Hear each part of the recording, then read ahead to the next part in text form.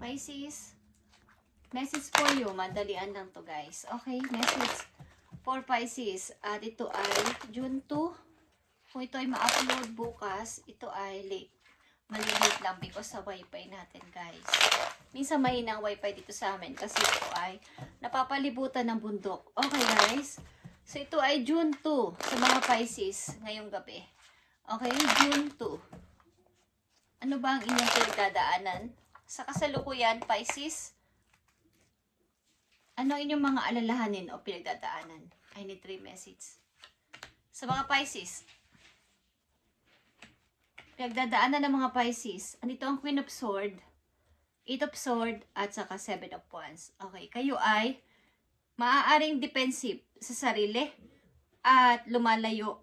Ang ilan sa inyo lumalayo sa ibang tao. Maaaring wala kayong masyadong kaibigan at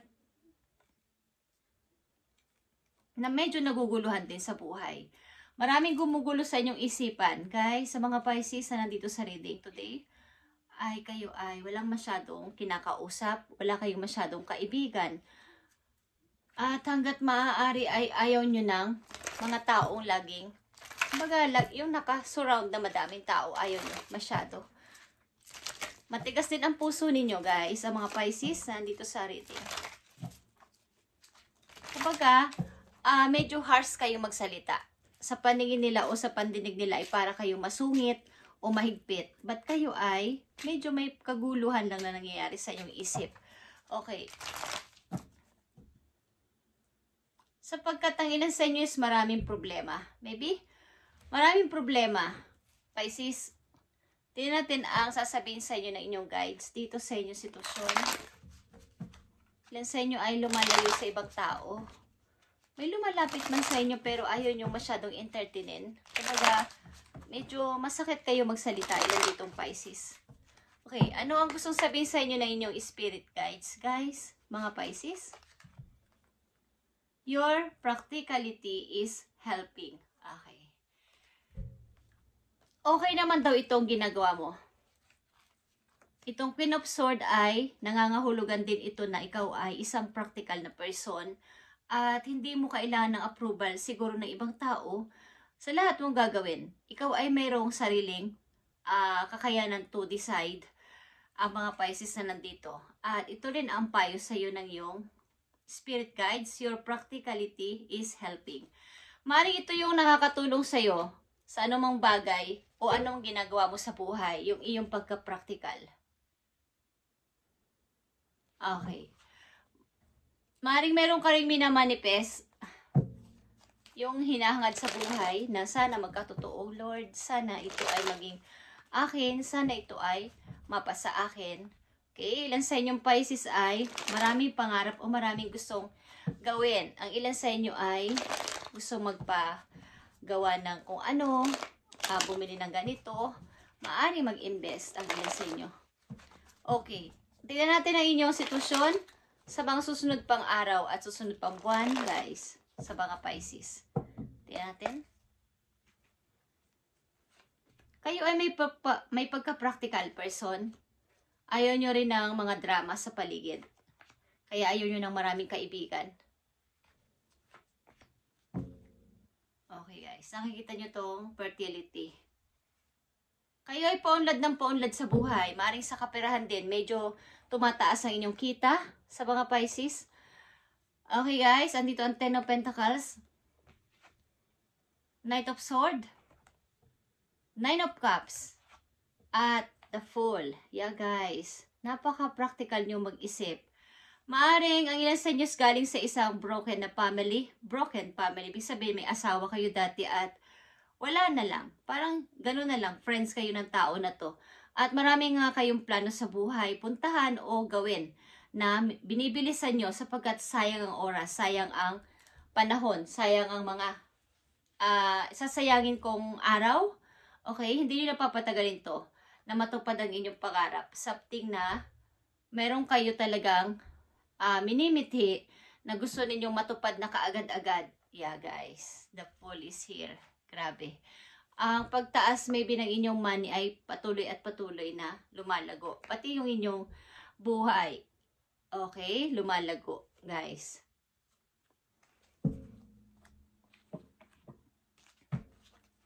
At lalong higit sa kaperahan, maaaring dumadami ang inyong ipon sa mga Pisces na nandito sa reading.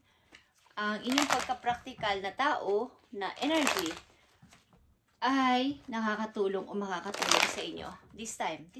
Maaaring mga nakaraan yung taon o buwan is marami rin kayo napalagpas na araw, pagkakataon. Payo sa iyo, Pisces, no matter how much you are being tested or pushed right now, stand your ground and push back. Believe in your own integrity and self-worth so much that no one can beat your own way, in your way. Have the confidence to move forward. You can and will do this. Okay, kayo talaga ay hindi humihingi ng approval mula sa ibang tao. Katulad na sinabi ko kanina, kayo ay defensive. Kayo ay pinoprotektahan nyo ang inyong sarili at sarili nyong pananaw at parang integrity, something principles, okay? Is may iba kayong perspective sa buhay na pinapaniwalaan at wala kayong pakialam kahit na ano pa ang sabihin nila sa inyo. Pagamat, kumbaga naniniwala kayo sa inyong sarili at alam nyo kayo ay may kakayanan na hindi na kailangan ng approval ni ganito, ni ganyan.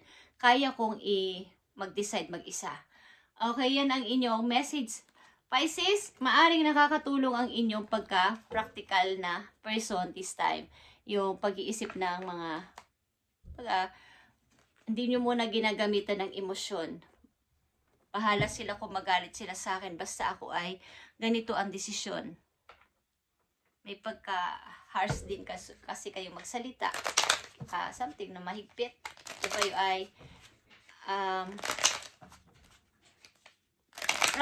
parang prank ka. Okay, prank ka magsalita. Medyo may nasasaktan sa inyo mga sinasabi. Pisces, tignan natin ang mga message pa po yun. Pisces. Nandito ang Two of Wands, guys. Ito ay pagta-travel. Okay. The railroad. Ito ay railroad. Parang release ng tren. Nag-i-indicate ito na kayo ay magta-travel ng long. Something na mayroon kayong pupuntahan na medyo mahaba-habang biyahe. Mahabang oras, maybe, araw, or kumbaga, nalalapit ang inyong pagta-travel. Meron kayong pupuntahan. At mag-ingat din kayo sa mga maging mapagmatsyag kayo sa number 44. Ito ay serious accident. And 29, robbery. Okay. Something na ito ay maring edad ng isang person. Meron kayong kakilala na 44 years old na magkakaroon ng seryosong accident. Okay. And 29, maaaring ito ay petsa. Okay. May something na pagnanakaw. Okay, so mag-ingat lang kayo dun. Okay guys, maging aware kayo sa sinabi ko. Okay, Pisces, ito ang inyong message ngayon, June 2, 2025. At i-update natin ito sa susunod pang araw para sa inyo. At silipin lang natin ng mabilisan lang inyong pag-ibig. Okay. Pisces, June 2, 2025. Ay, nasa inyo yung magbabiyahe ng medyo malayo-layo. At mapanuri kayo sa petsa na 29 at sa taong may edad na 44. Okay, guys? Tingnan natin. Pag-ibig ng mga Pisces. Andito ang free yourself, Pisces. You don't need to be on control or everything for love, relationship to be successful. Hindi mo kailangan na masabi lang ng maraming tao na, uy, okay sila ng partner niya. Pero ang totoo, behind the scene ay hindi kayo okay. Kaya lang pinapakita nyo sa maraming tao na kayo ay masaya. Kayo ay na magtatagumpay. Hindi mo kailangan ang control dito para masabi ng mga tao na kayo ay masaya, okay ang relasyon. Kung hindi naman na maayos is free yourself, Pisces. Okay, Pisces, thank you and God bless sa inyo lahat, guys.